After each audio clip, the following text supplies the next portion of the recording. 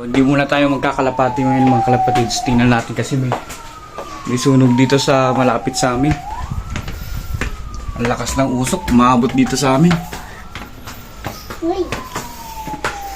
Naku, may ano black. Ah, yung bakanting lote dito. Ayan no. Subdivision pa naman yan. Tapos ito bakanting lote mga kalapatids. Ayan no. Kapal ng usok. Takip ka ng ano? Takip ka ng ilong. Nako, mga kalapati natin may stress mga kalapatids. Ito takip mo to. Ang dami ng bombero. Ayun mga kalapatids oh.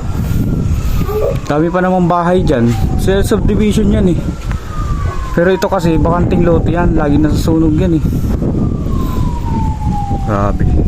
Kapal ng usok oh. Ang ano dyan, yung hangin kasi papunta dito sa atin. Kaya baho ng usok.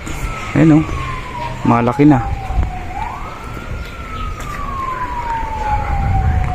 Eh yung mga bahay dyan sa loob, kadikit nitong bakanting lote mga kalapatids. Kaya delikado. Grabe ang gusto ko. Oo, eh yung anak ko oh. Takpan mo lang ilong mo.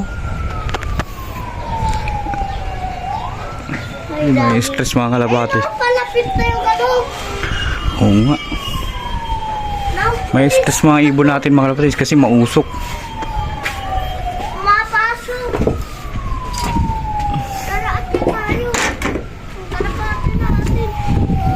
Ayun sila mga kalapatid so. Parang okay naman sila dyan. Pero pag dumating yung usok dito sa atin. Ayan.